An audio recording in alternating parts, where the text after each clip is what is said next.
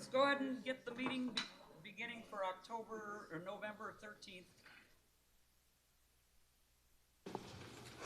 13th. I would like to ask everybody to rise for the Pledge of Allegiance.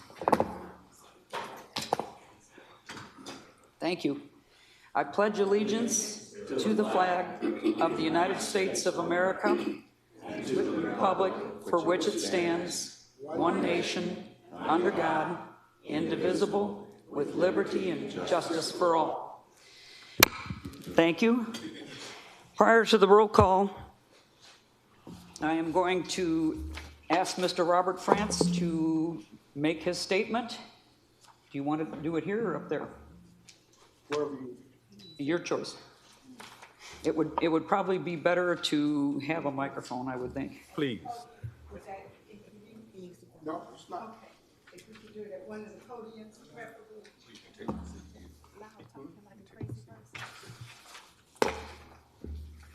If I could, I'm gonna take Mr. Pearson's seat and do it from the dais.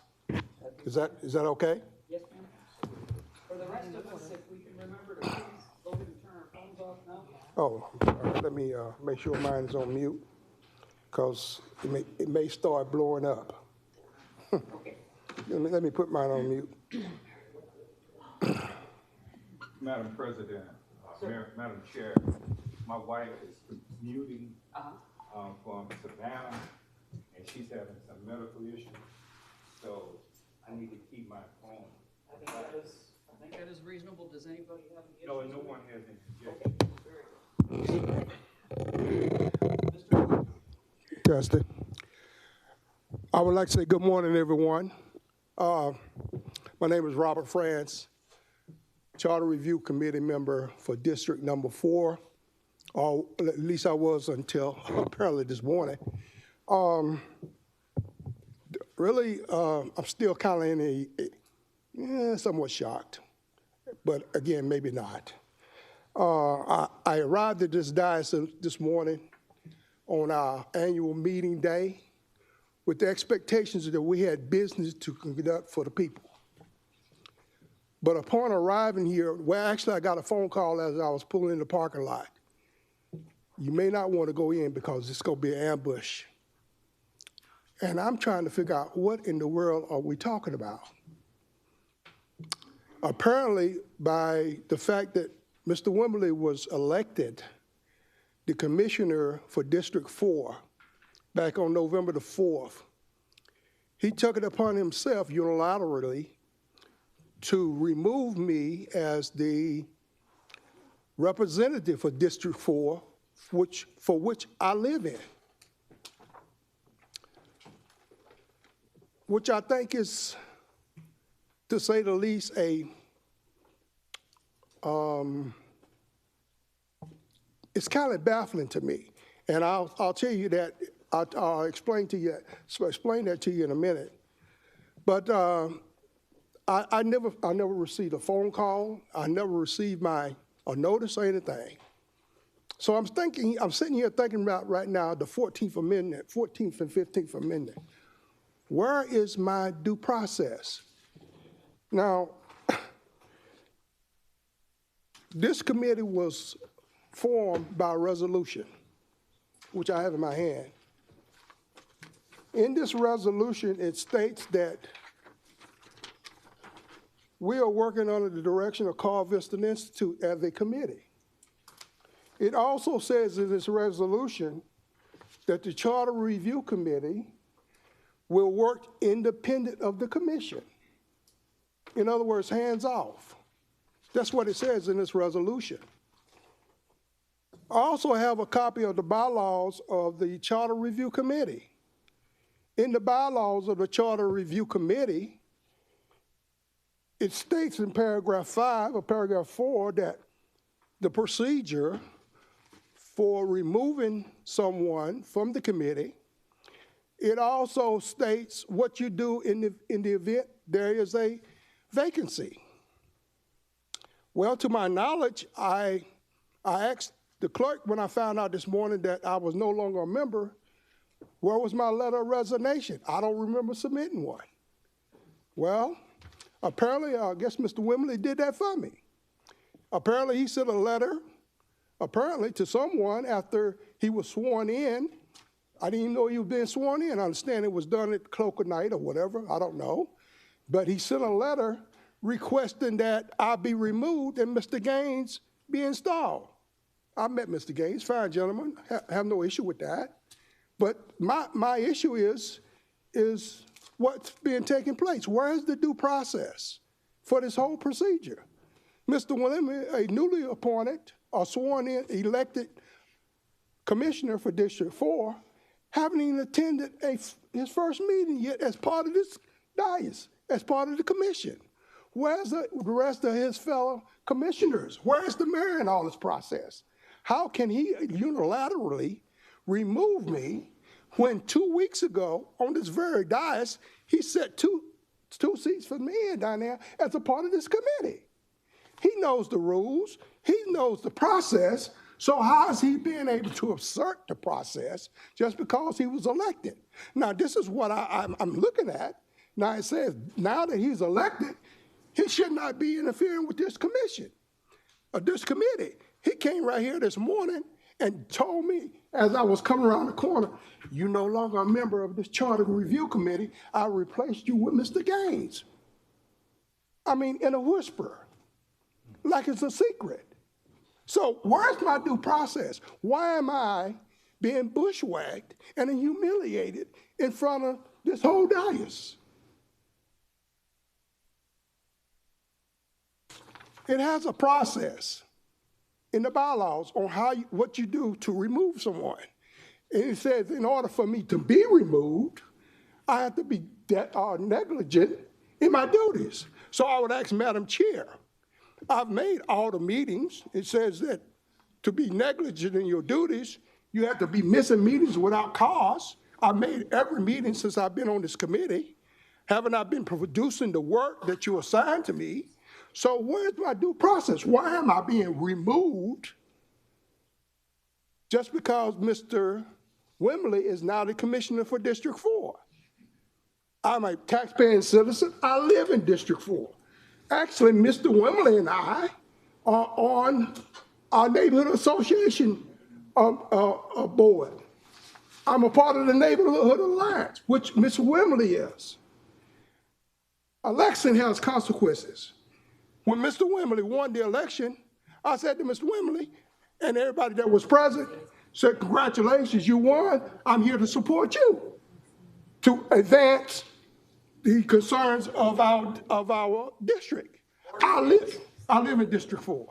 I don't know where Mr. Gaines lived. I don't think you live in District 4, do you, sir? But that's neither here nor there. I live in District 4. And I'm sure if right now, so I'm saying, where's my due process? If I didn't submit a letter of resignation, who has the authorization, if it's not our chair for our committee, how does Mr. Wimberly have the authorization to remove me? How is that?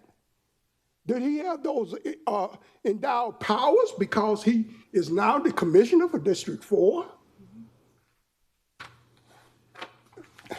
And, you know, and this is what grieves me the most.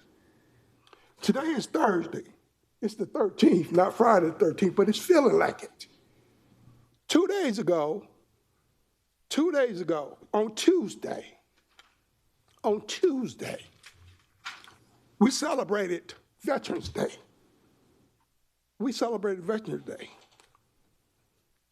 I'm a veteran. I'm a Vietnam era veteran. I served over 20 plus years in the United States Army, retired honorably, and I still had something to give back. I went to work for the federal government and worked another 20 plus years. I retired with 45 years wearing the Army uniform by way of being in the Army or being a federal employee. All of that. And we celebrate Veterans Day on Tuesday. How disingenuous is all of this? How is all of this happening? It's crazy. It doesn't make any sense to me. It doesn't make any sense to me. So I say all that to say this. Mr. Wembley is also a veteran. He did not have the courtesy, knowing that he was planning on doing this. He has my phone number. He knows where I live. We have attended events together. We have broken bread together. So I'm sitting up here right now. So now I know how Jesus felt when he was sitting at the table with his disciples the night before he was betrayed. When he was sitting, breaking bread with his brethren, and Judas was getting ready to betray him. I'm being ambushed. Up here, I'm being lynched. I'm not being lynched by somebody walking around wearing hoods. I'm being lynched by people that look like me. But it's not about skin folks, or because it's not my kin folks, but it's not right what's taking place. Where's my due process in this whole thing? I volunteered to be on this committee. I was retired, enjoying my life. They came to me and asked me, do you want to serve? Do you want to give back? I said, I don't want to be a part of politics. I read this charter that says we work independent of the commission. I don't want to be a part of politics. I prayed about it. And I came back and said, I will serve. Now, I'm standing here now trying to defend myself for serving because someone took it upon themselves to do what they did. People, we got to do better. We got to do better. We are our own worst enemies. We are constantly tearing each other down versus building each other up. We're fighting amongst ourselves when it shouldn't have to be that way. If you know better, you should do better. So this is me. This is where I'm at. And I humbly, before this whole body, this whole dais, ask you to carefully consider. It's done. What is done is done. But for me to be able to walk in here and be ambushed like this, and I want to quote a couple of things, and it should ring true to a lot of people. Where is the honor? Where is the loyalty? Where is the respect? Where is the sense of pride? Where is the gratitude? Where is the selfless service? Mr. Wembley, you should know all of these because this is the Army Creed. It's our ethos as a foxhole soldier. This is what we lived under. So you're coming here telling me you excel to the highest enlisted soldier in the United States Army. And you here this morning, as a former soldier, as a veteran, attacking another veteran in this whole setting that's unnecessary. You could have came to me as a man to man and said, Mr. Franks. Point of order, Madam Chair.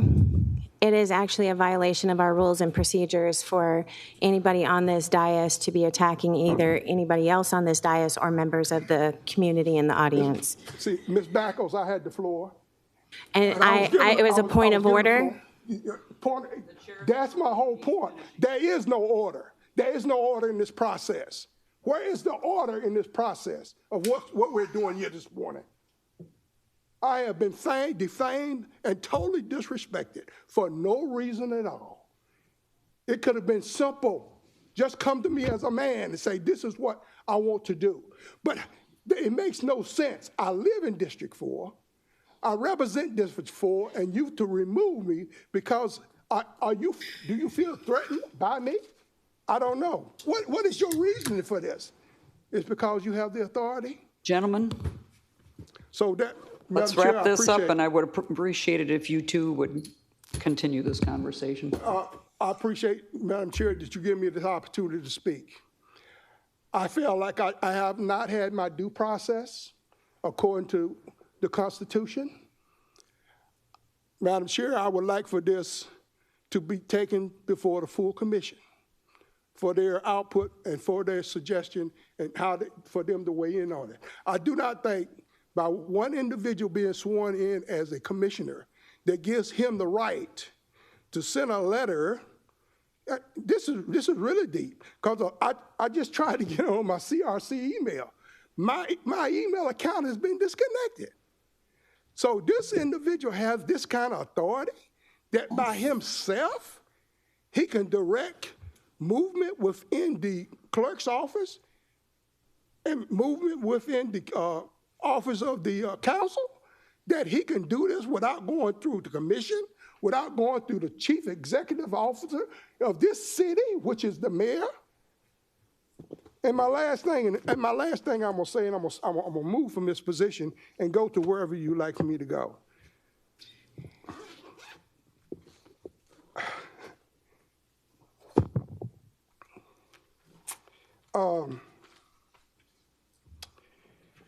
On the commission's vision, I'm sure Mr. Wimley, by him running for the position, knows what it says.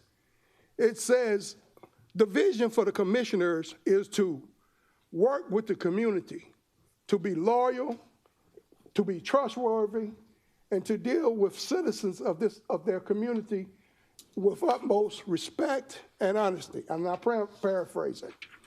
I feel like as a member of District 4, which I am now supposedly in his district, that he's my commissioner, I don't feel like I've been dealt with honestly.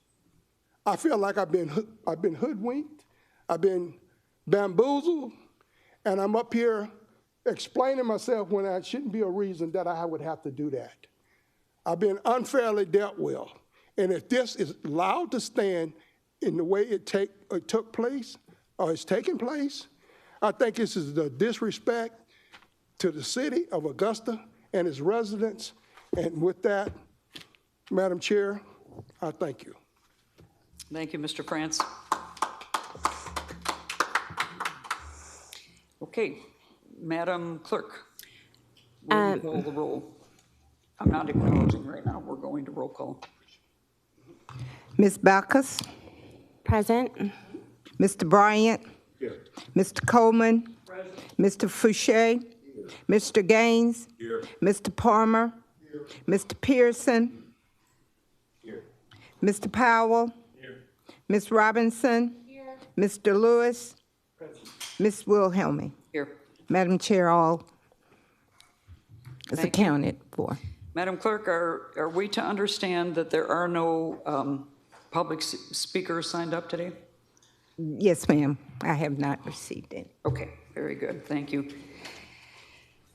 To the body, after this last cycle, I have asked two of our members to please assist Ms. Bonner and me in getting the minutes to us expeditiously given the workloads. And so I have asked Ms. Backus and Mr. Lewis to please follow the agendas, take notes on who are making and seconding the motions, accurately record the substitute motions, who made those and who seconded those, and the votes.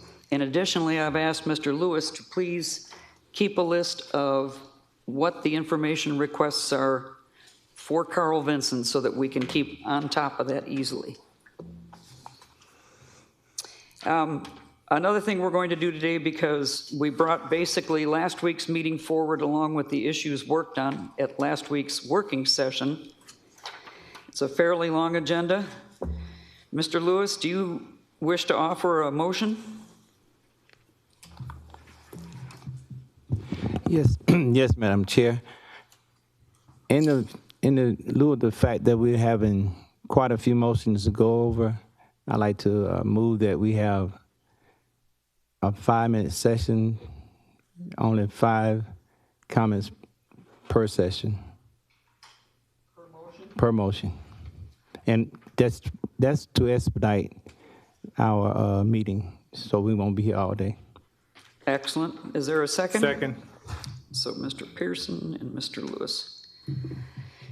Mr. Lewis made the motion, Mr. Pearson seconded. Was that, can he repeat? So in The actuality, content. all I'm asking is this. We're gonna have quite a few motions on the floor, and I'm moving that the body have 5 comments per motion. Does that include the person who's making the motion? More than that, really, it'll be the people after that. Okay. 5 comments per speaker. Yes. That's not Per to try, motion. I know what our bylaws say. That's not to slight anybody on the dais. That's just to expedite our meeting. Okay, any discussion? Madam Chair? Sir? Yeah, just want to be clear, thank you for acknowledging me. Just want to be clear as to whether Ms. Barner is clear on what he's asking. Ms. Lena Barner, if she's clear. Okay, she's clear. All right. Okay, very good. Ms. Backus? I personally disagree respectfully, only because then it's only 5 people that could voice an opinion if needed.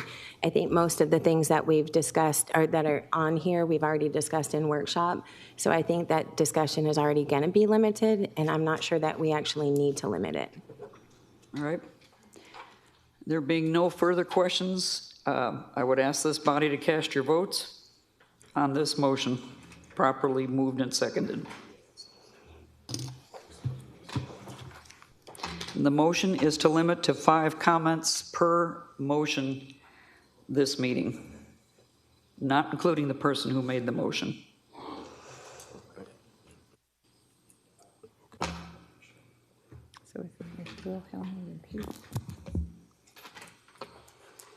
Ms. Wilhelmy, Yes. Mr. Pearson, Yes.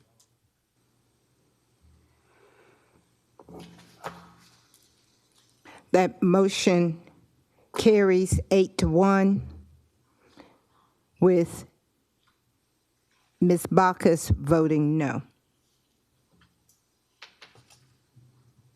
Madam Clerk, if we can just clarify, it was 10-1. 10-1, okay. Thank you. If you will take a look, you'll see 2 documents here that represent 2 meetings worth of minutes, and I think I would ask the grace of the people who are here to give the folks on the dais a moment to review these for accuracy before we accept a motion to approve.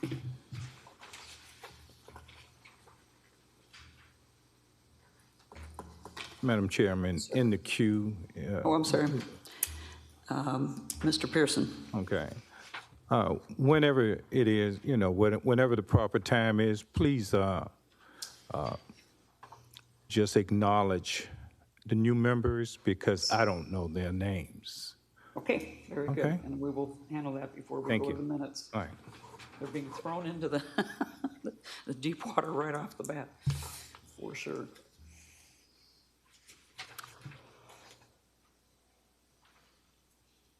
I think it is probably not improper to excuse the 2 that were not here from those since they weren't here at their discretion.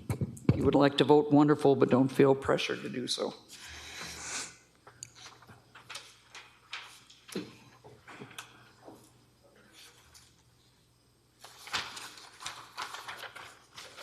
Shall we do the first one first?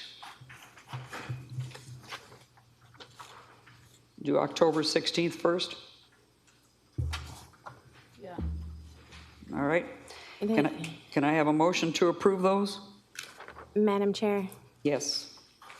Ms. Backus. I think there's pages mixed up on this.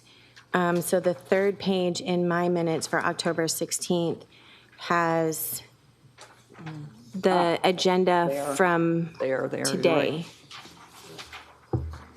So,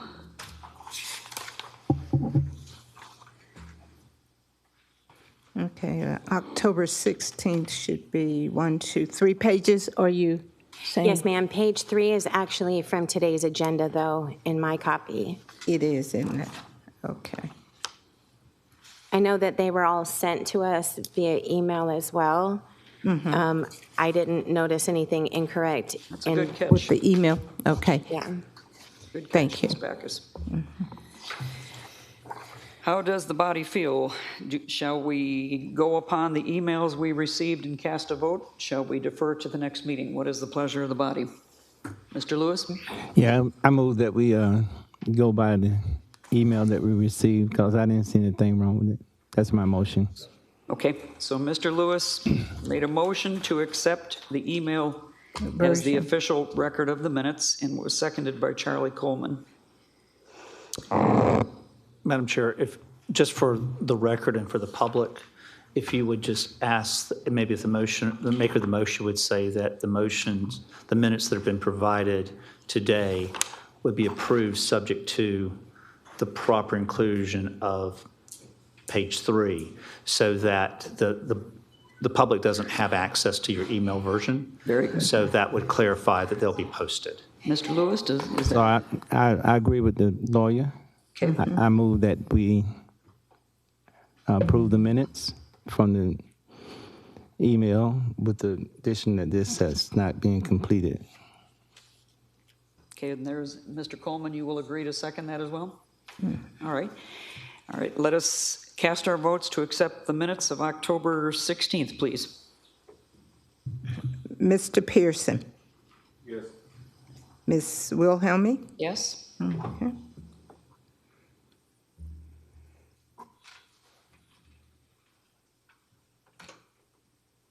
Mr. Bryant, does he have to? Okay, that motion carries 10 to 1. Abstaining is Mr. Fouché. All right, let us take a moment and turn our attention to October 30th. Ms. Backus, thank you for catching that. All right.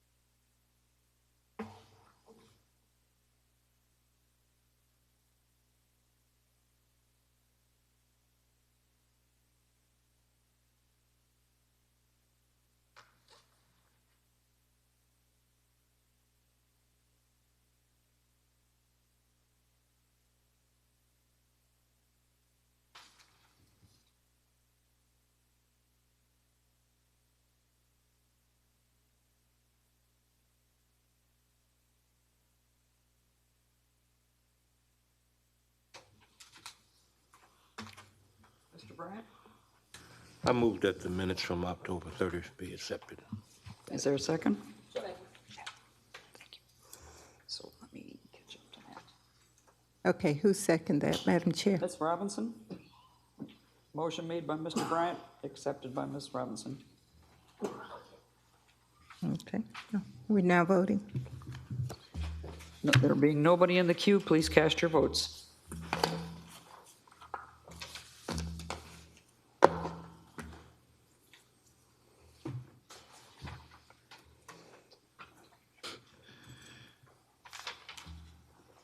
Mr. Pearson? Yes.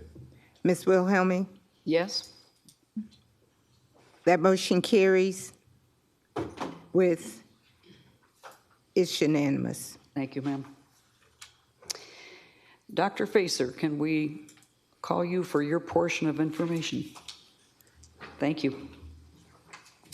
Madam Chair, Yes, ma'am? Mr. Pearson had asked for you to introduce the new members. Yes, and you are quite right. And Dr. Facer, if you would just remain, let us introduce, we have two new members.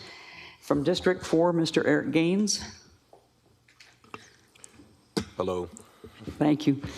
And then from Super District 10 is Mr. Augustus Palmer, who is a deacon and a former police chief, and sorry, just got to say that. Well, thank you. Just one correction. I'm not a deacon. Oh, okay.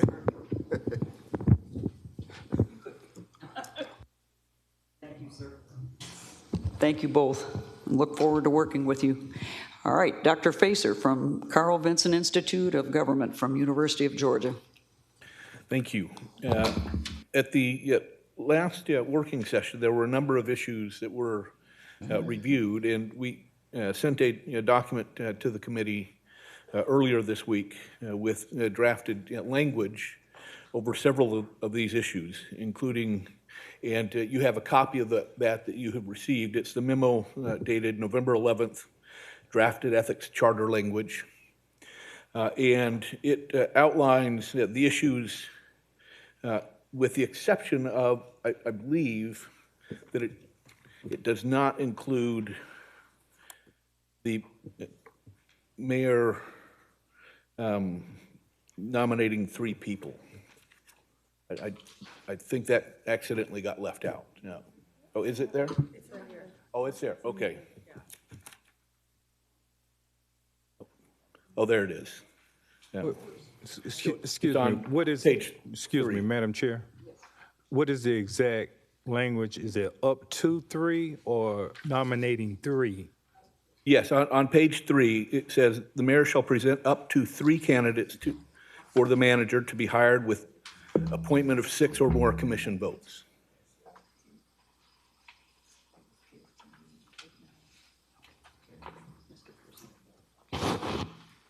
Pardon me.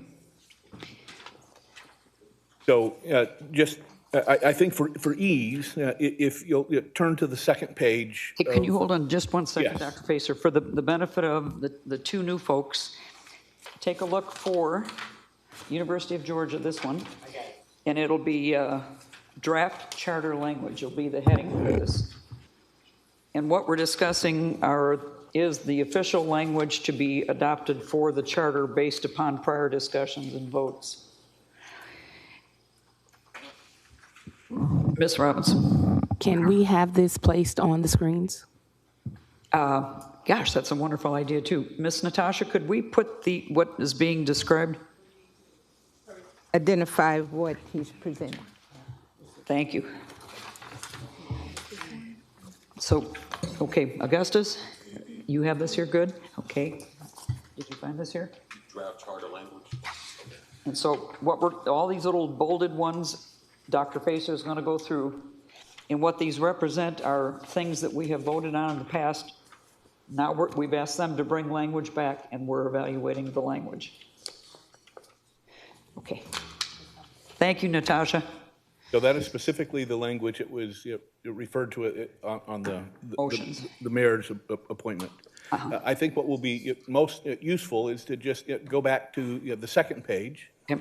And just highlight each of these issues, and if there are any questions, happy to address those. These were issues, so this is powers and duties of the city manager.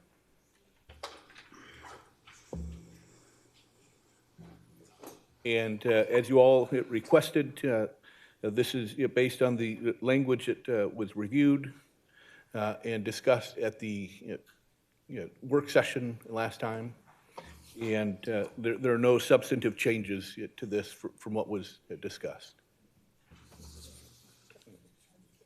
Are there any questions? Does anybody have any questions about this? Mr. Pearson? I'm not sure whether I'm on point with where we are, but at some point, will we be addressing who does the evaluations for the city manager? Yes, although that is not included in the packet of information today, I believe. Okay. Although I'm looking, All right. Ms. Backus. I just have a question. The city manager shall be responsible to the commission for the administration. So is that the legal way of saying that the city manager reports to the entire commission? yes. Okay, I just wanted to make sure. Thank you.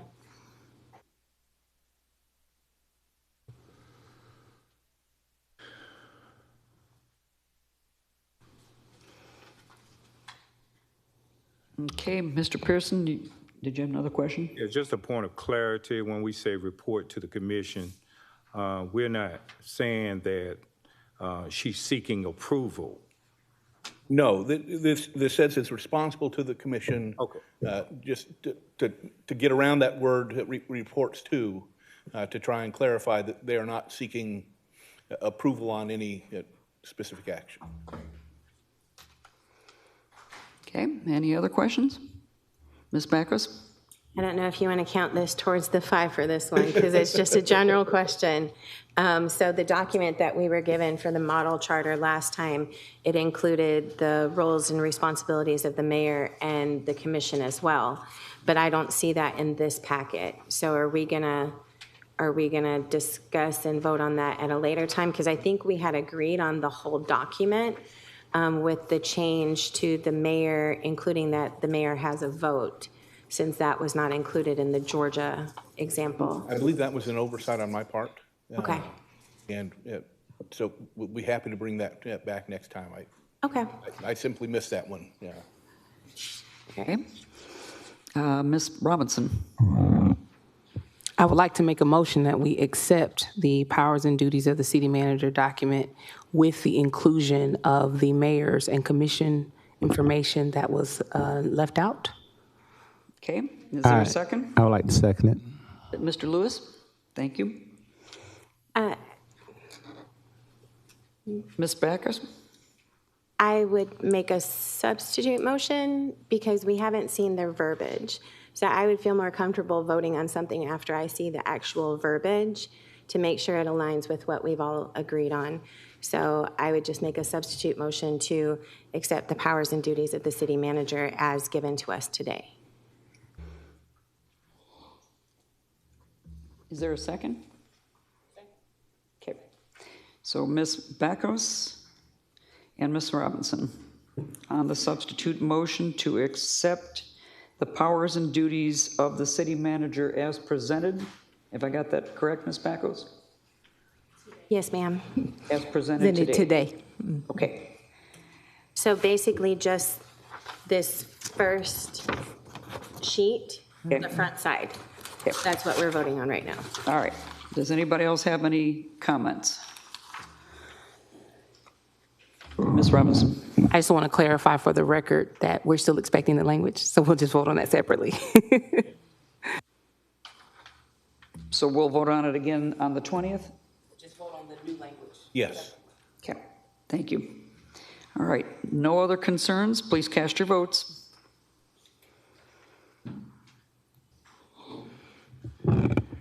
Madam Chair, Yes?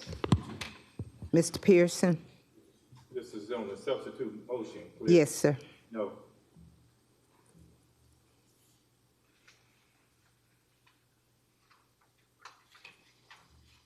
That motion carries with Mr. Fouché and Mr. Pearson voting no.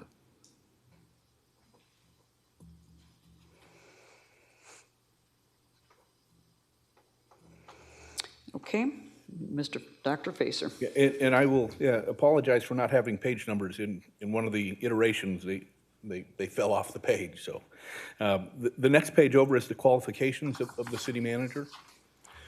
This has been discussed several times, and the proposed language is relatively short. And if it's okay, I'll just go ahead and read it. The minimum qualification for a city manager shall be a master's degree in public administration, public affairs, or business, 4 years of experience in an appointed managerial or administrative position in local government, and be ICMA credentialed, must be in progress and complete within 6 months. Ms. Backus. Dr. Facer, I just have a question just for clarity, because we've had several discussions on this, and I know some of this you had recommended would be more applicable to be an ordinance so that it could be changed as needed, a little bit easier than changing it in the charter. So does this description right here fit your recommendations? Because I thought some of the, So like the ICMA, because that could in the future change. So do we need to not include that and just have that, suggest that for ordinance? that would be a reasonable approach. It had been suggested that we include it for the consideration of the committee. But if the committee were to say that you wanted to place that piece as a recommendation in ordinance, that would not be unreasonable. And partly because you don't know what the credentialing bodies will necessarily be in the future. Now, a similar issue will come up later today in the work session when we talk about the auditor on some of the qualifications there as well. Can you tell me too, with the rest of this description, and I don't remember exactly which parts you guys had said would be more applicable to ordinance. So we see it two ways that jurisdictions deal with this. One is to make a broad statement that a manager should have the professional education and experience suitable for the position. And the other is that we do see jurisdictions put in plain language that says they should have a master's degree, often delineated to public administration, public affairs, and business or related degrees is sometimes also included in that language. And so that is not abnormal to see that in a document. And do you have a recommendation either way? Or do you not feel comfortable making that recommendation? I think this is a decision for the committee, really on kind of what you feel Augusta needs. If you think that Augusta needs it spelled out with greater rigidity, then putting that all of that language in the charter would be helpful. If you think that Augusta will choose a professionally credentialed manager regardless, then you could leave it out. So, Madam Chair, I would like to make a substitute motion to take out the ICMA credential, either already being credentialed or within 6 months.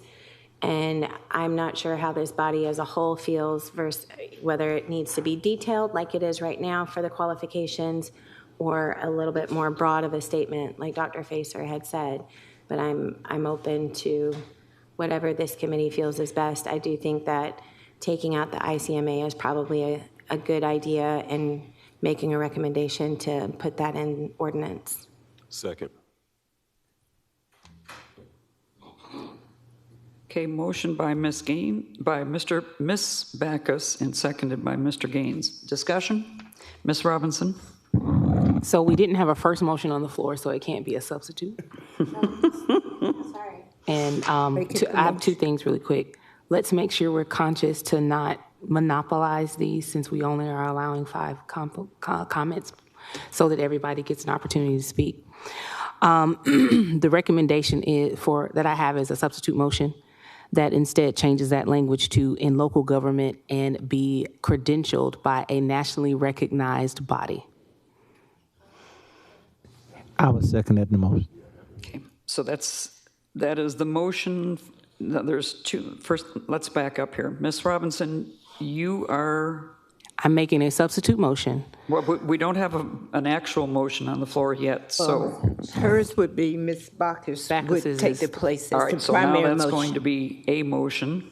Yes. Then there's going to be a substitute motion from Ms. Robinson, seconded by Mr. Lewis. Would you care to repeat that again, please? Yes, I make a motion that Thank we you. update the language to read, and I'm just going to start the 4 years. 4 years experience in an appointed managerial and administrative position in local government and be credentialed by a nationally recognized credentialing body.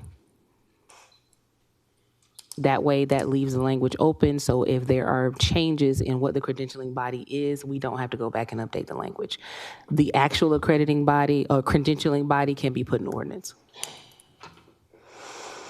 Okay. Comments?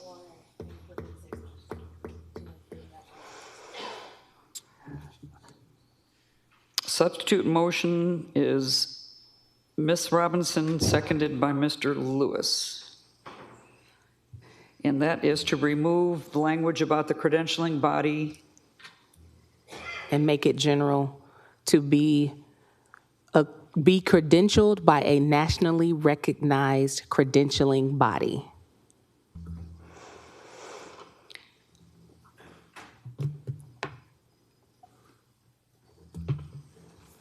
All right. Any further discussion? We have Mr. Pearson? No, wait, yeah, Mr. Pearson is next. Thank you, Madam Chair. Is there a reason why specifically is it ICMA? I don't see it on the screen now. Sure. ICMA is the International City County Management Association.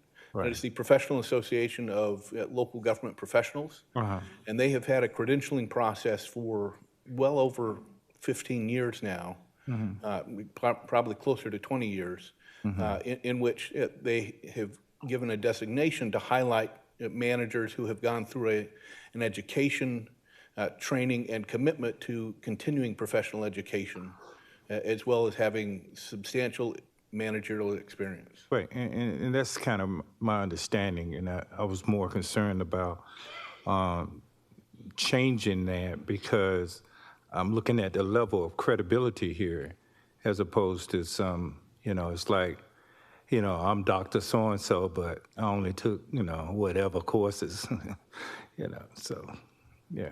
So I'm just looking at its credibility. Yeah, and I think the recommendation for Ms. Robinson was that associated with this motion would be an expectation that in the report, there would be a recommendation in the ordinance that would specify ICMA as the nationally recognized accrediting body. Okay. Thank you. Pearson? Thank you. Okay. All right, Ms. Robinson.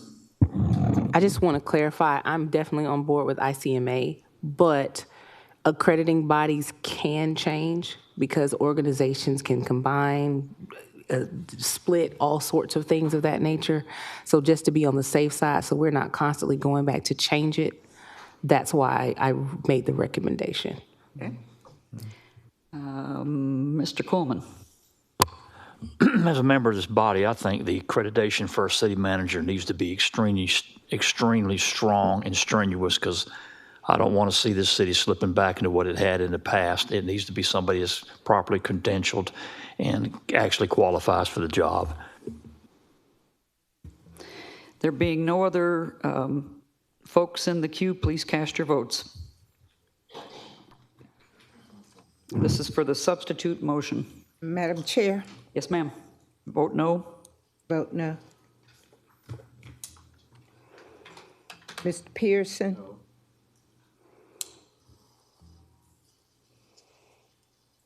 That motion carries with Ms. Robinson voting yes, Ms. Bacchus voting yes, Ms. Wilhelmy voting no, Mr. Gaines yes, Mr. Bryant yes, Mr. Lewis yes, Mr. Powell no, Mr. Coleman no, Mr. Palmer yes, Mr. Fouché no, and Mr. Pearson no. All right. Dr. Facer. So the next page is the Charter Review Committee, the establishment of an ongoing or a regularly convened, if you will, Charter Review Committee. The language, you'll note that it says that there will be a new Charter Review Committee established no later than January 2033, and that is to give time, assuming that that a new charter is adopted, that would be a 7-year cycle after its adoption and implementation. And then it would be, new charter reviews would be triggered either after a previous charter review committee had met or amendments were approved to the charter. Ms. Bacchus. I would make a motion to accept. Second. Second. Ms. Robinson. So Ms. Bacchus and Ms. Robinson. Discussion? There being none, cast your votes, please. Madam Chair? Yes? Mr. Pearson? Yes.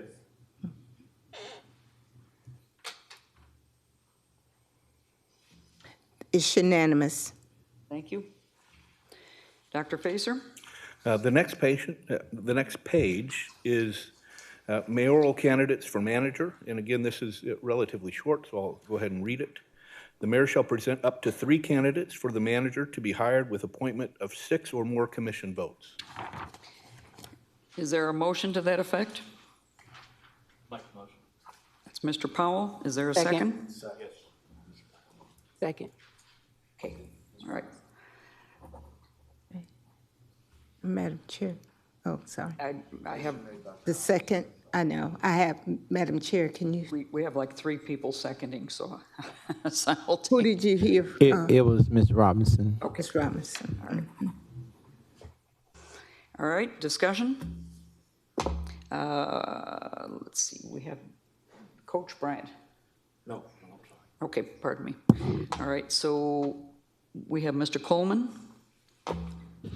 Thank you, Madam Chair. I just want to make sure that it's clarified that even though the mayor presents 3 candidates, he is still part of the 6 votes that takes to pass it. He's able to vote on this, correct?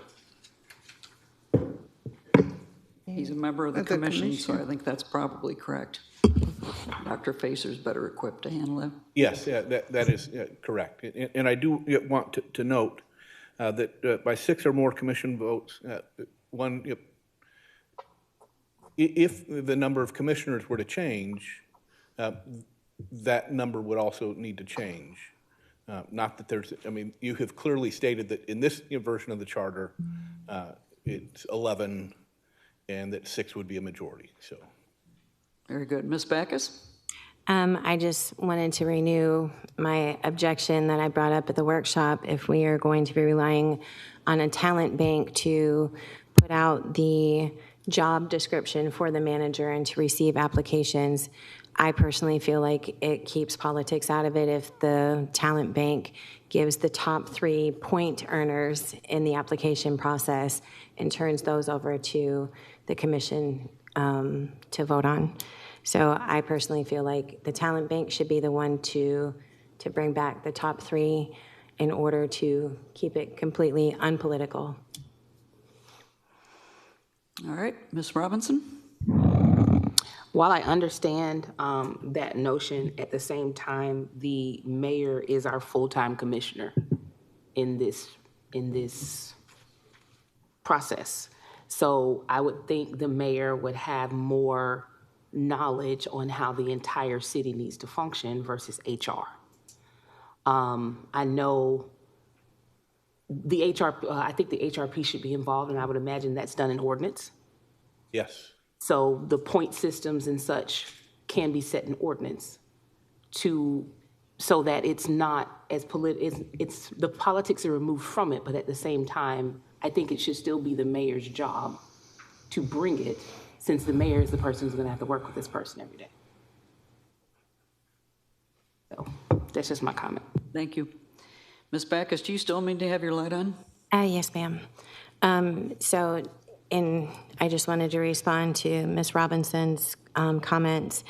I think, especially since the wording is specified up to 3 candidates, it leaves too much room for game playing. And I'm not in any way referring to our current mayor. I just mean overall, keep politics out of it.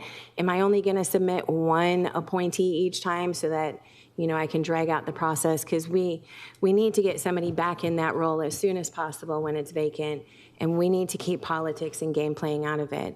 I think that relying on a talent bank removes that possibility substantially, and so I would just make a substitute motion that we rely on a talent bank to bring us the top 3 point scores. We'll bring it to the commission for appointment. I'll second that motion. Angela, Ms. Backus, and Mr. You Gaines. did. Substitute motion. Angela, please restate that if you could quickly for the body. That the talent bank shall present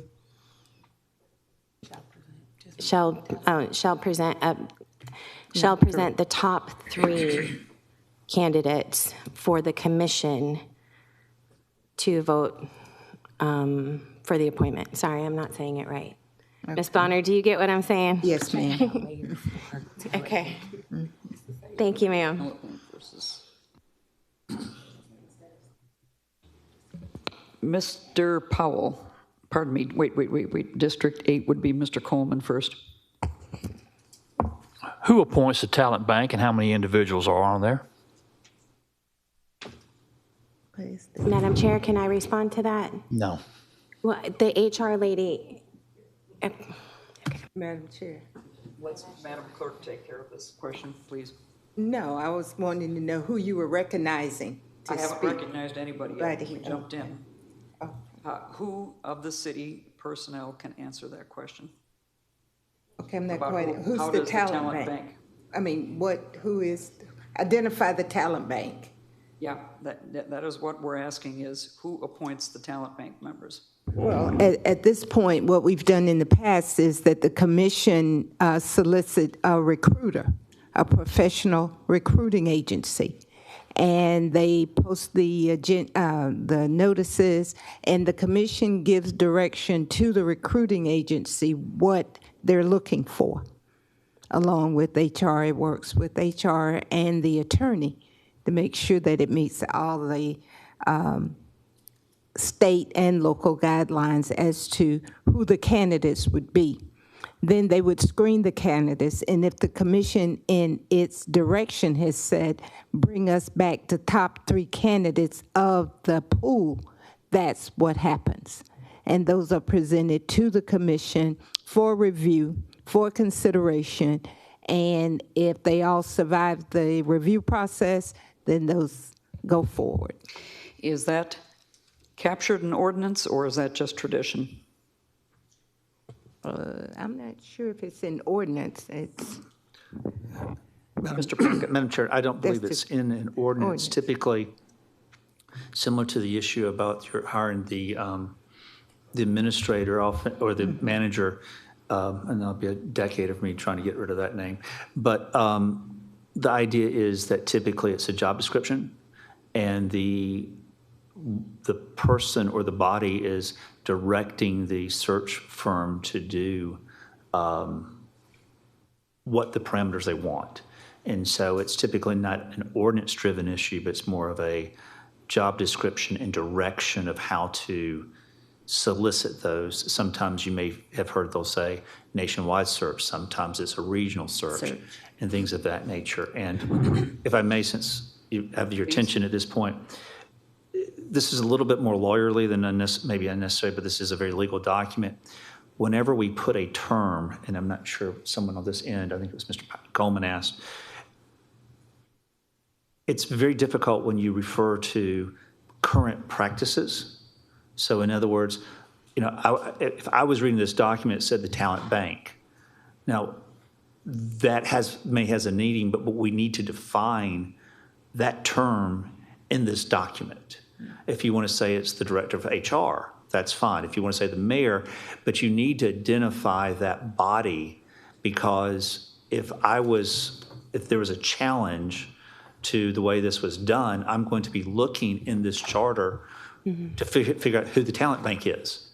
I don't go to look for what the HR director said in 2025, this is the talent bank. I need to be able to look at this document to say, that's it. So understanding the motion, and that's fine, and if it passes, we just need to do a second pass at this of identifying who that talent bank is in that regard.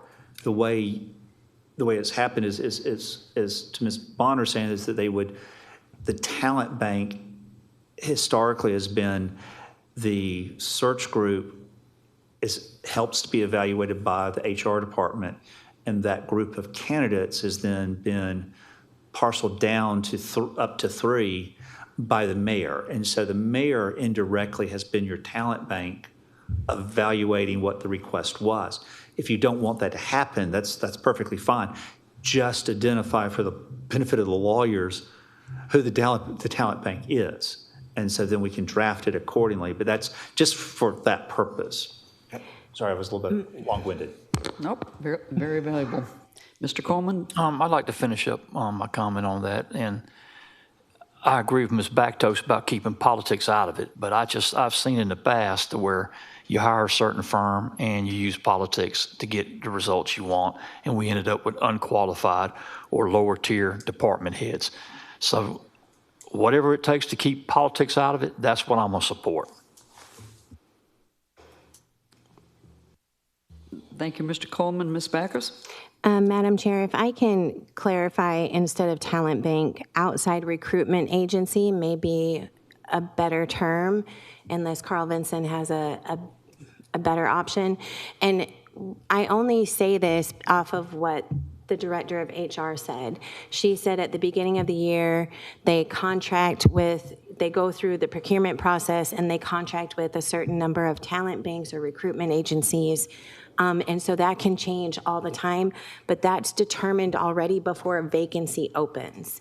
So I think it's less likely to be political just because it's already determined, if that makes sense.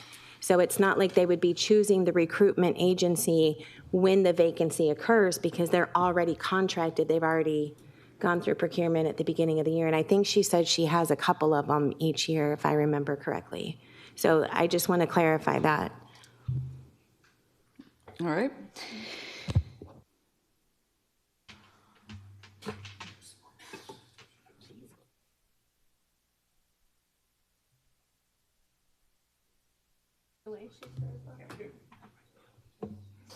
So if I can just have a really quick response to we would have to look into that language because that is not language that is readily and commonly used, so. I think I broke this. What, your mic? She snatched Did it I? out the Snatched thing. it up and it came with me. Oh. All right. seated in the thing. Yeah. Oh. Thank you. Okay. Saved by Ms. Robinson. Thank you. Oh, very good. Thank you. All right, we have Mr. Pearson.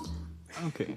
Oh, are we, just as a point of clarity, are we thinking at all, are we thinking about not giving the mayor the opportunity to present 3 candidates? Is that what we're saying? If we're not saying that, but I just want the language to be clear. As a chief executive officer elected by the entire county, who is on a daily basis being held accountable for everything that goes on in this city, he deserves this right. He should not be excluded at all. So that is what the substitute motion is saying. Okay. The original motion was what is presented by Carl Vinson. Chair recognizes Coach Bryant. Madam Chair, at this time, I would encourage my co-committee members to vote down the substitute motion, and I call for the question. Okay, thank you, sir. We are going to take a vote on the substitute motion that presents the top 3 candidates proposed by an outside talent group. Is there clarity on what the motion is? All right, let's cast our votes. We're at the 5-comment limit. Mr. Pearson? No. Ms. Wilhelmy? No?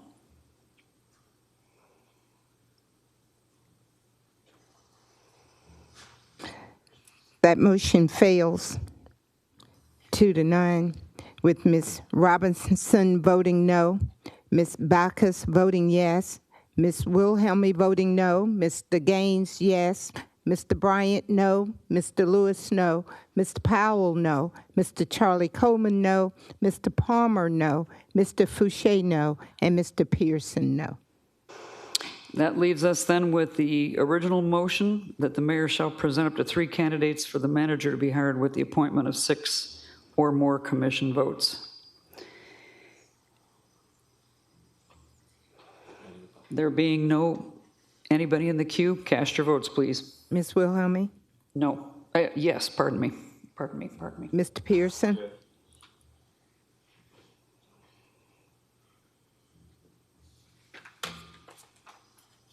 That motion carries with Ms. Robinson voting yes, Ms. Bacchus, no, Ms. Wilhelmi, yes, Mr. Gaines, no, Mr. Bryant, yes, Mr. Lewis, yes, Mr. Powell, yes, Mr. Coleman, yes, Mr. Palmer, yes, Mr. Fouché, yes, Mr. Pearson, yes. Thank you. Dr. Facer? The next item that we have is the removal of the city manager. Again, this language is relatively short, so I'll read it. The city manager is employed at will and may be summarily removed from office at any time by a majority vote of the commission. Ms. Robinson?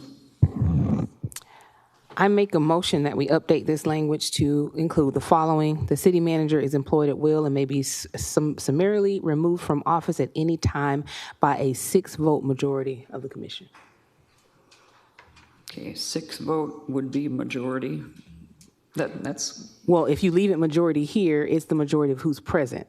So if they have 7 commissioners that day and don't have the rest, then it's a majority of that. Okay. So that's why it needs to be 6. So you're inserting by a majority vote of 6 of the Correct. commission? Yes. All right, is there a second for that? Second. That's Mr. Pearson. All right, discussion? Ms. Bacchus? I totally overlooked it on the last one where it said 6. I just, again, want to renew my objection. We heard very loudly from our community that they believe that it should take 7 votes to hire and fire our city manager. So I just want to, again, renew my objection to that. It shouldn't take the same amount that it takes to approve an alcohol license. Okay, Mr. Pearson? Sorry. All right, Mr. Plunkett? Madam Chair, I think over time, as this is finalized, we may end up having some technical changes. I just want to make sure that y'all are comfortable with that.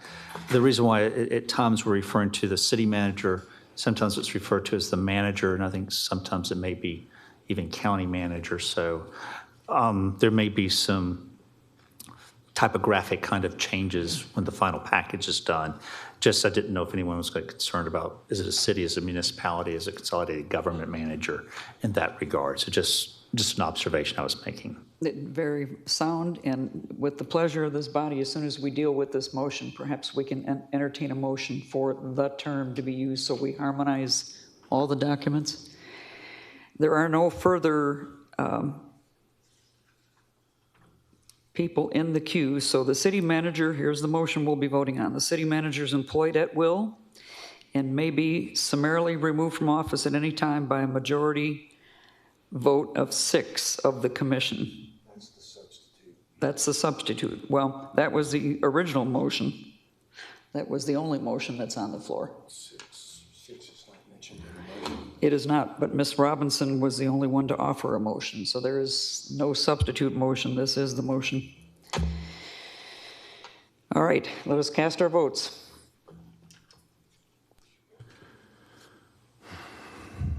Ms. Wilhelmi? Yes. Mr. Pearson?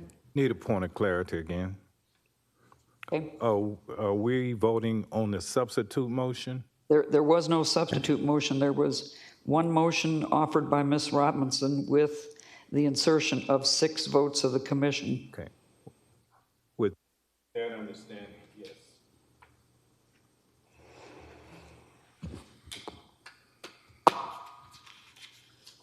That motion carries 9-2. With Ms. Robinson voting yes, Ms. Bacchus no, Ms. Wilhelmi yes, Mr. Gaines yes, Mr. Bryant yes, Mr. Lewis yes, Mr. Powell yes, Mr. Coleman yes, Mr. Palmer no, Mr. Fouché yes, Mr. Pearson yes. Thank you. Dr. Facer? Yes, the next issue is the acting city manager. And again, the acting city manager are those instances where the manager is simply unavailable or incapacitated for a short period of time. This is not for long-term replacement. And again, this is relatively short, so I'll go ahead and read it. By letter filed with the city clerk, the city manager shall designate a city officer or employee to exercise the powers and perform the duties of city manager during the manager's temporary absence or disability. The commission may revoke such designation at any time and appoint another officer of the city to serve until the city manager returns. Ms. Backus. I'll make a motion to accept as written. Second was Mr. Gaines. All right, discussion?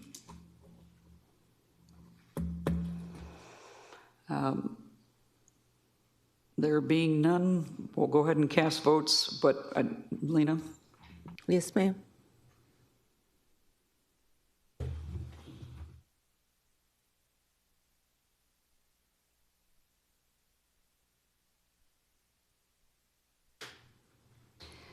Madam Chair, Sir. I would ask the people on the dais, when you're making a second, please turn your mic on so it'll be recorded. Thank you. Can I ask the body to hold up for just a moment to allow Coach Bryant to return real quick?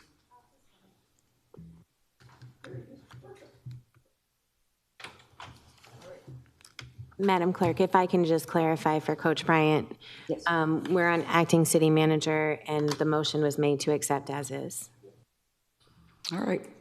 There being no comments, please cast your votes. Ms. Wilhelmy? Yes? Mr. Pearson? Yes.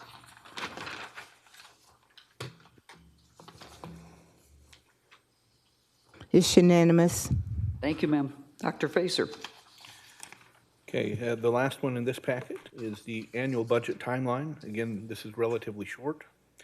The proposed annual budget for the following fiscal year shall be presented to the full commission at the first meeting of the 9th month following the beginning of the fiscal year, and adopted and/or modified as needed at the first meeting of the 11th month following the beginning of the fiscal year.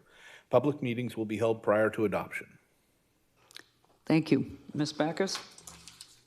I would ask that we wait to vote on this later on under new business, since we did get the information back from the acting director of finance. I am asking for us to be put on notice that next meeting we will vote to reconsider this motion or what was voted on, and to change it to the third Tuesday in the 9th month.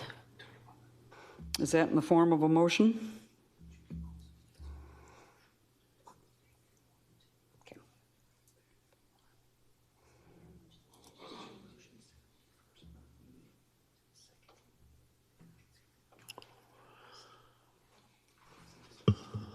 I apologize. I would like to make a substitute motion, a motion to change it to the second commission. Does it have to state commission, because there's also committee meetings? So would it still be the third Tuesday, or? Mr. Plunkett? Madam Chair, if I may help, the finance director said that they typically submit the budget and the approvals, and there was some information that was provided to the commission on the timing of that. And I think the issue is that they're hoping to present the budget in the second meeting of the month, in the 9th month, and then adopt it at is it the first or second? Second. It's the second meeting of the 11th month is typically the way it's done. And I think what Ms. Backus and I spoke earlier today was that she was trying to make it consistent with the current practices. So the motion would be the second meeting of the 9th month and the second meeting of the 11th month would put everything back into sync with what's going on now. Can I acknowledge Clerk Bonner? Madam Chair, to Ms. Baca's point, the commission meets the first and third Tuesday of each month. So the second meeting would be the third, yeah. And committees meet the second and the last Tuesdays. So that's the interchangeable difference. So if I can clarify my motion would be to accept as written, with the only change being where it says modified as needed at the second meeting in the 11th month. Second.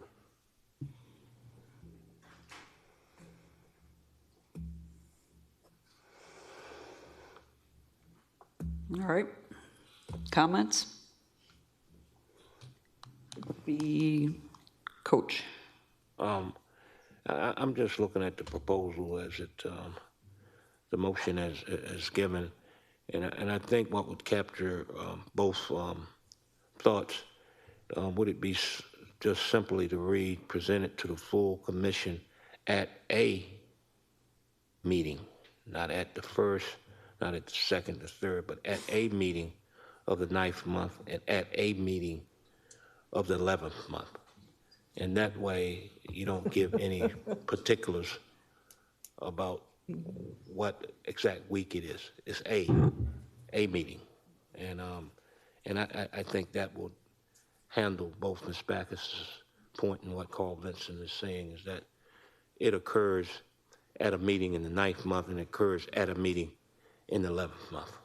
Is that a substitute motion, Coach Brandt? Yes, I would like to make that as a substitute motion if that is appropriate at this Is time. that is there a second? Second. Ms. Robinson? Second. Thank you. Mr. Plunkett? Madam Chair, if I could just give a little context of the budget process from a lawyer standpoint as opposed to maybe the finance department. But basically, the issue, what's historically been done is the budget has to be approved by December 31st. And historically, the commission has only had one meeting in December.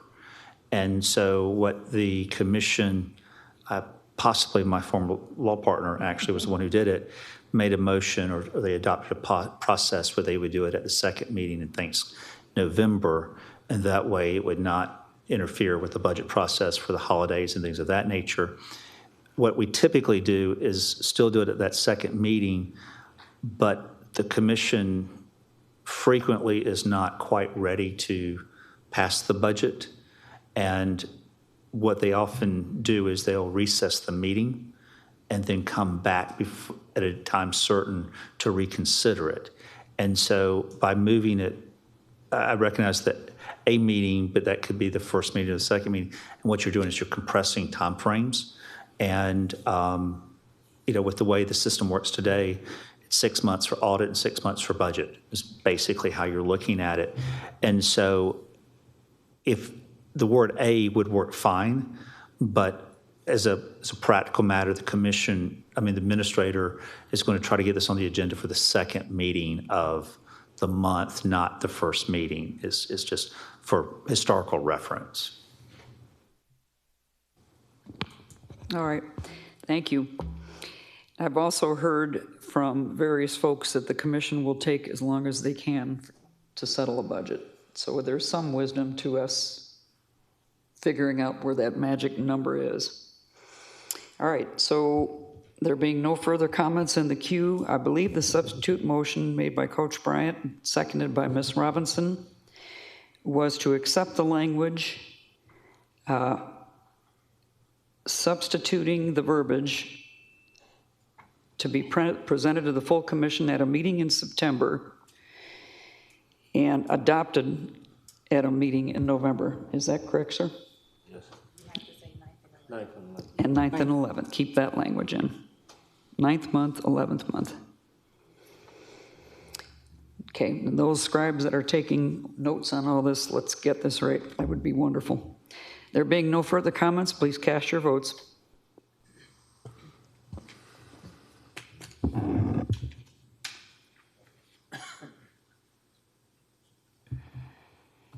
Ms. Wilhelmi? Yes. Mr. Pearson? Yes.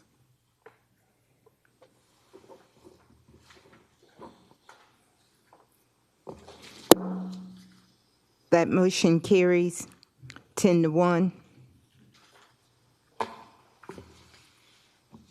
with Ms. Backus voting no. Okay. Now, Dr. Facer, I come back to you yet again. I believe that covers all of the items that we had under our list. Okay, that's all the charter language on that list. We also have separate that we have shared with you language on the ethics Yes? But I think, well, I'm not sure when the chair wanted Somewhere there. to address that. Yeah. Okay. Ms. Robinson, I think in the many thousands of iterations of these agendas this week, it was fully our intention to bring the draft ethics charter language, at least introduce the concept, take it up at the working session, and adopt it at the Thursday, November 20th meeting. If it's okay with this body, can we accommodate this aberration in the agenda and ask Dr. Facer to at least present it to all of us by general acclamation? Is that okay with this body? Yes. All right. Thank you, Dr. Facer. Okay, so you have, this was the one that was dated November 11th, so I apologize. It says drafted ethics charter language. We have taken the proposal that Ms. Sheffy Robinson and Chair Wilhelmi worked on, and council reviewed it, and then we worked on putting it into charter language. And so the sections highlighted, there's a conflicts of interest section that is relatively lengthy and I'm sure ripe for conversation. There's a section on ethics in hiring, contracting, and procurement. That's on page 4. There's a process for reporting violations. And then there is a section on meeting participation where there are 2 alternatives presented that we will need some clarification on. And we can talk about those. And then there is the creation of a board of ethics. It highlights the membership, the term of those people, the resources that are available to them, how vacancies are filled on that, and the qualifications for somebody to be on the Board of Ethics. There's a process for removal of board members and a process for the investigation of violations and the requirement to adopt bylaws and rules of procedure. There were also then a few issues that we felt would be best addressed in ordinances. And so these could be recommendations in the report, again, for inclusions in the ordinances. That's the issue of commissioner availability, the issue of training and certification, the issue around lobbying and contracting. And then Attorney Plunkett also addressed several others. And you'll note that we have a couple of hypotheticals highlighted for us to think about as we talk about those. And then lastly, the issue of disclosure requirements. All of those requirements are in state law, and so we don't need to replicate them either in ordinance or in the charter. Following that, for your reference, is the current ethics ordinance for Augusta, Georgia, and we won't necessarily go through that. You can see that it's relatively lengthy, but if there are any issues, I'm sure Attorney Plunkett would be happy to address them in detail. So, thank you. Thank you, Dr. Facer. Questions and comments from the body? Ms. Backus. I thought we had determined that we were going to discuss and do questions and all that during the work session. We are. That was the plan. Okay. Thank you. Any other questions? Thank you, Dr. Facer. Okay. For the members of the body, and as much for the people that are in the audience, there are issues that we took up at the last work session that are appearing here for the first time. And so there's a series of them. They have been discussed, and that's why they're on this agenda. Is there a motion to accept the first one? So moved. Mr. Powell? I'll second him. Mr. Gaines? First motion is to require commissioners to reside in the district they represent. Is there discussion? There being no discussion, please cast your votes.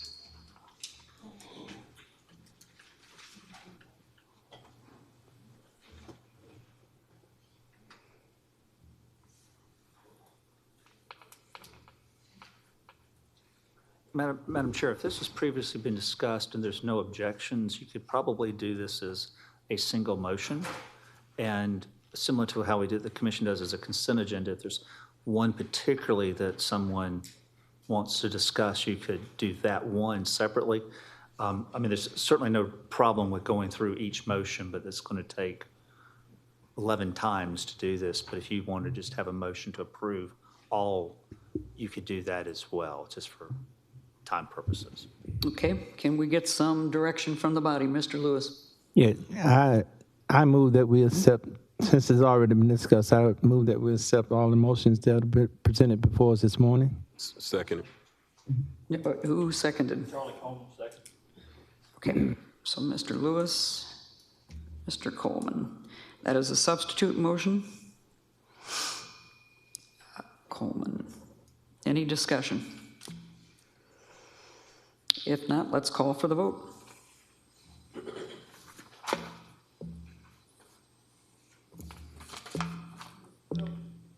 Helmy, Yes?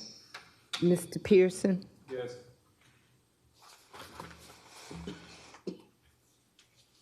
it's unanimous. Thank you, ma'am. Thank you, Mr. Lewis and Mr. Coleman. Thank you, members. Then we'll move on to new business. Ms. Robinson? Thank you, Madam Chair. So I would like to make a, should I make the motion first or discuss first? I'd make the motion Okay. first and we'll second it, so forth.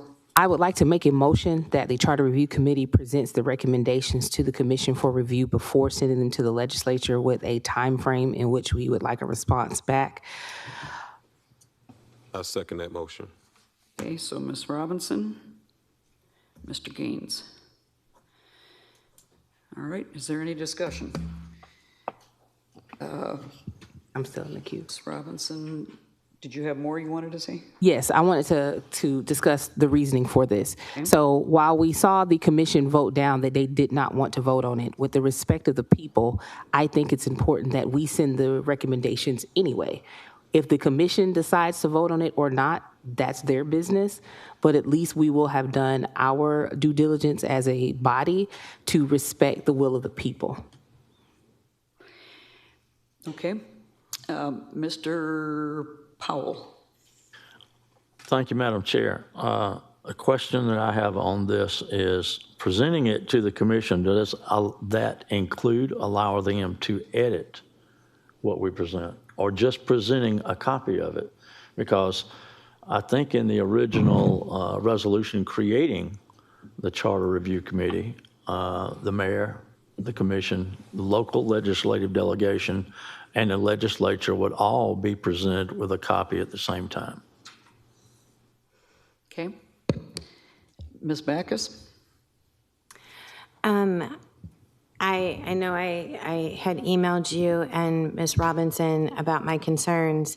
When we opted to change our schedule to include the workshop, it was to discuss new business so that it also gave us time to think about it and time for the community to be able to voice their opinions before we voted. Since we've finished all of our other business today, I don't object to us discussing it right now, but I would ask that no votes be taken on this matter on the new business until next meeting, so that if there is a member of the public that wants to be heard, that we stick to the intent of our previous vote and not vote on new business before that chance has been given to the public, and also for us to have time to think about it. Thank you, ma'am. Ms. Robinson? Okay. I was going to answer the question. Since the commission has already stated they wouldn't make any changes, I would think they wouldn't make any changes. And if we want to put something into that effect, perhaps. But it is still doing our due diligence just to do the act, just to make sure the public is aware and there's time before things go to the legislature.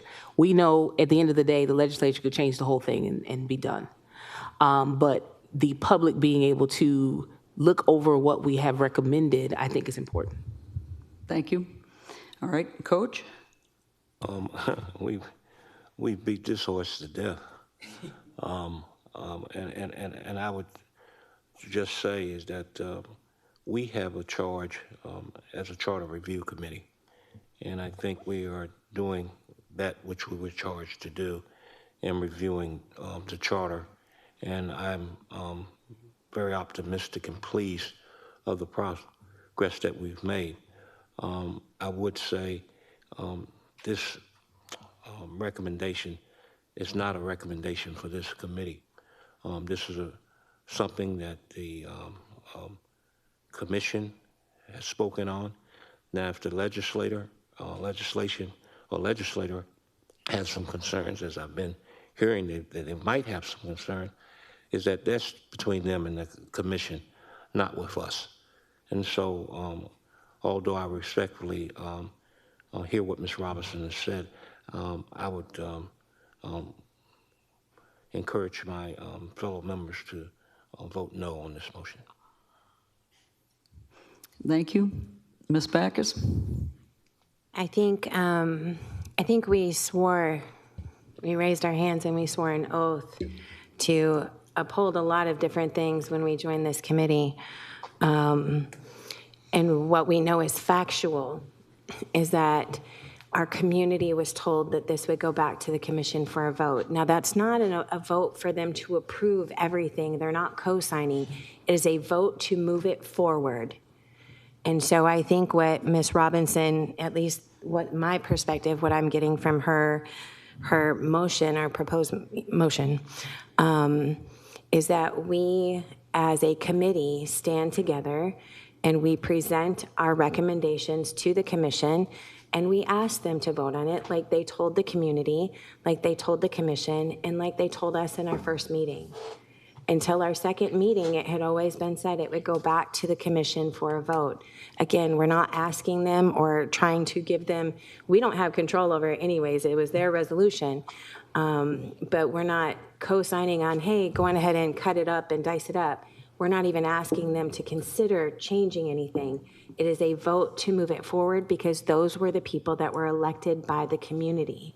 And as our community has stated, and I said previously, over 1/3 of all comments at town halls related to this issue.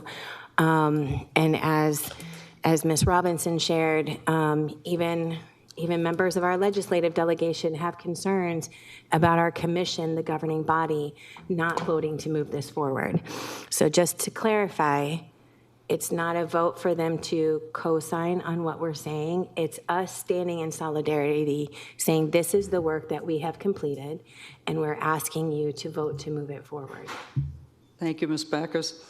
We are at our 5-comment limit that we agreed to. I believe, Mr. Plunkett, do you need as our...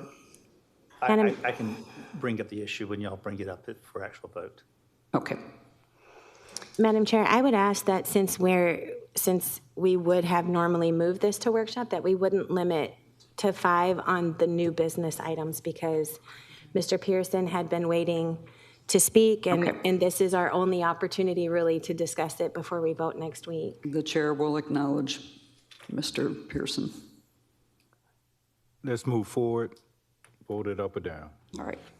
There's a motion on the floor, duly seconded. No one else in the docket. Please cast your votes.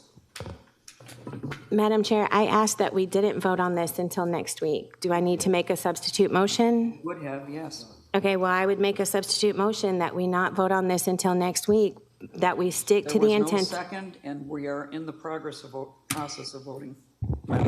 There was no objection when I brought up putting it off. The intent of our vote previously, when we changed the workshop to the afternoon, was so that the community still has a voice to be heard.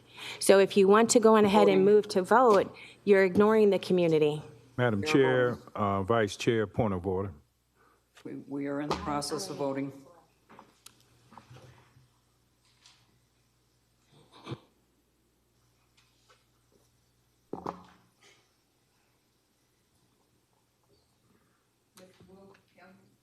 Voting no? Mr. Pearson?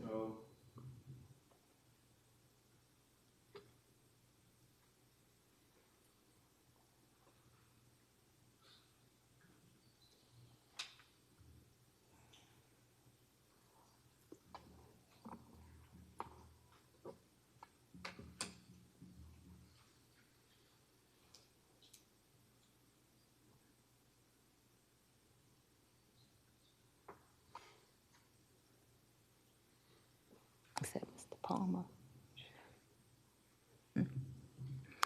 That motion fails. 4-4-1.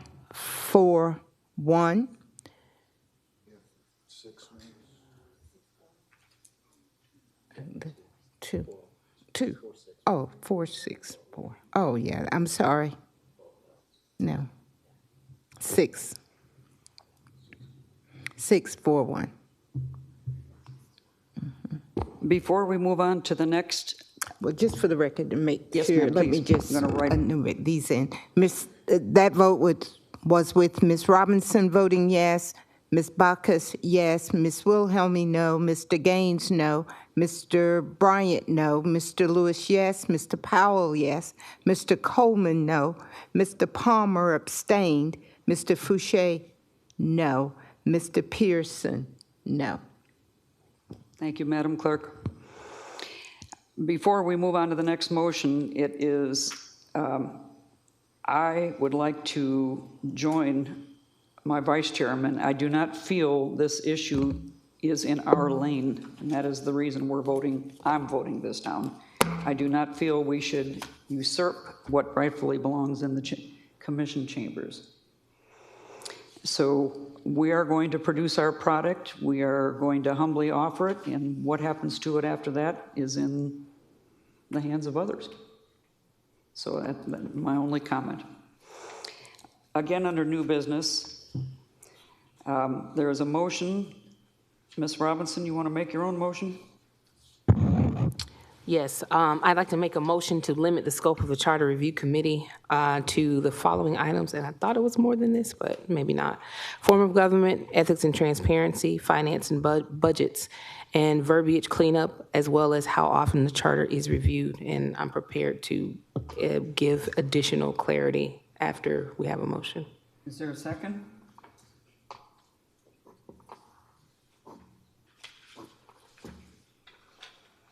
Okay, I'll second that motion. I second. Mr. Lewis, okay. All Mr. right, Gaines? discussion? Ms. Robinson and Mr. Lewis. So one thing I want to make sure we're conscious of as a body is that we are making changes based on how the government currently runs versus when we go to a city manager form of government, many of the things that we are upset about our current processes could be changed or could be improved in a city manager form of government.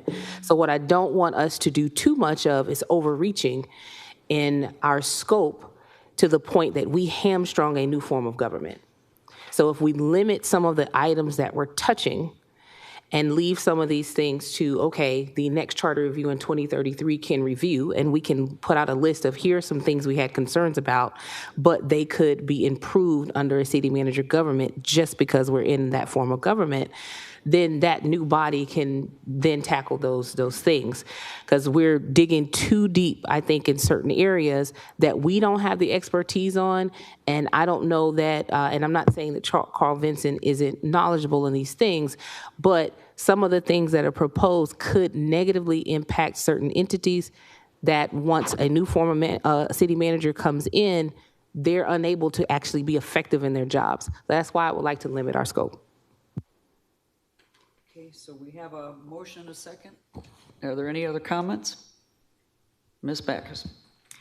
I think the resolution addresses what we were supposed to be addressing, which is the entire charter. We've heard numerous times that the next review, which will be in 7 years, won't be as much of a comprehensive deep dive into the charter as we're doing right now. And I'm not saying that there aren't some things that we don't need to trample on and deal with, But I think limiting the scope so severely actually goes against what the resolution said, which is to evaluate the charter. It didn't give us a scope other than the charter. And if this is our one chance with Carl Vinson on board, because in 7 years, they may not have Carl Vinson Institute to assist with this.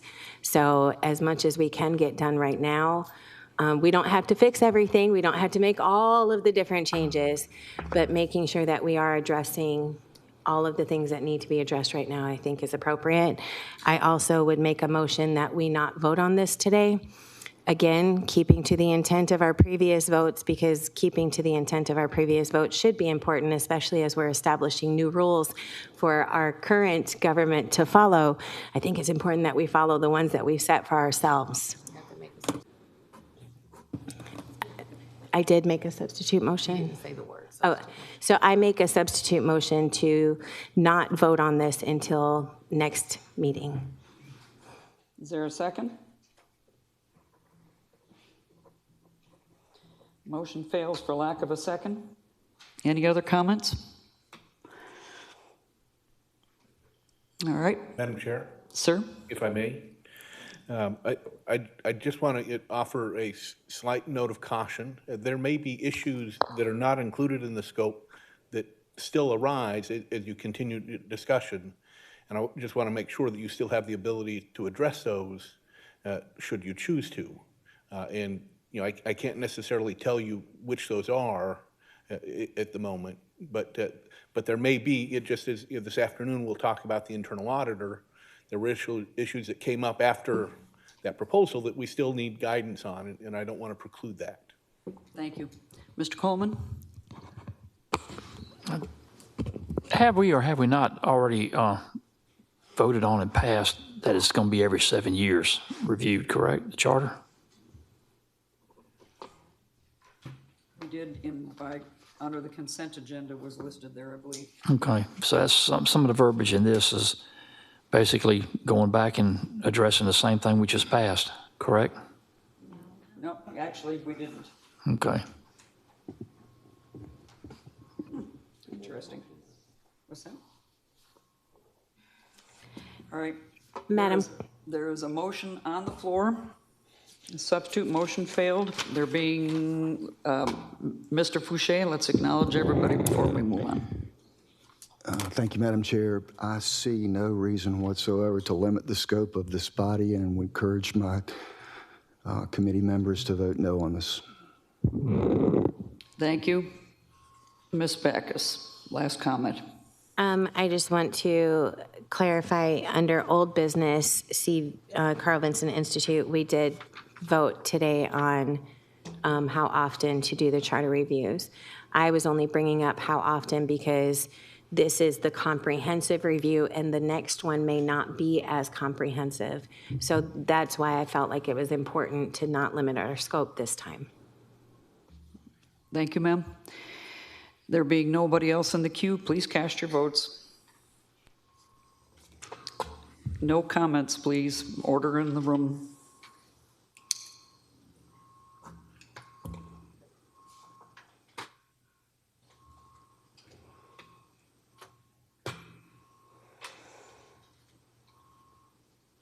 Ms. Wilhelmy? Nope. Mr. Pearson? No.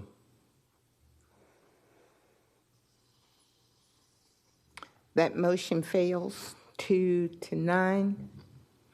With Ms. Robinson voting yes, Ms. Backus, no, Ms. Wilhelmy, no, Mr. Gaines, no, Mr. Bryant, no, Mr. Lewis, yes, Mr. Powell, no, Mr. Coleman, no, Mr. Palmer, no, Mr. Fouché, no, Mr. Pearson, no.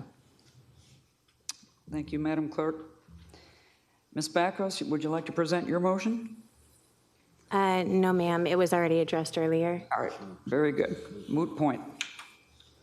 Are there any other issues that need to be transacted by this body before we move to the work session later this afternoon?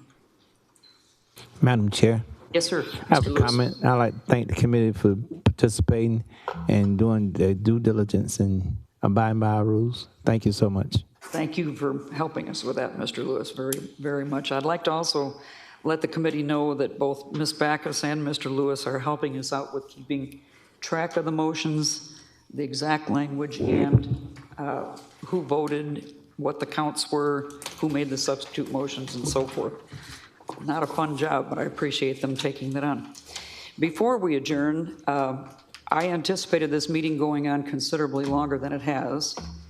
And in a conversation with Ms. Bonner, she figured out a way to order in box lunches for us, which we're not sure where we're eating that yet, are we? $4.92. $4.92. All right, I think that sounds great. But I just wanted to let you know that if you have business you need to handle elsewhere, you may come pick up your box lunch and go. Otherwise, we can just have lunch. Is that a personal money or is that a taxpayer's money? Thank you, thank you. I offered to pay. She didn't take me up on it. I just wanted to leave a tip. Motion to adjourn. Thank you all. See you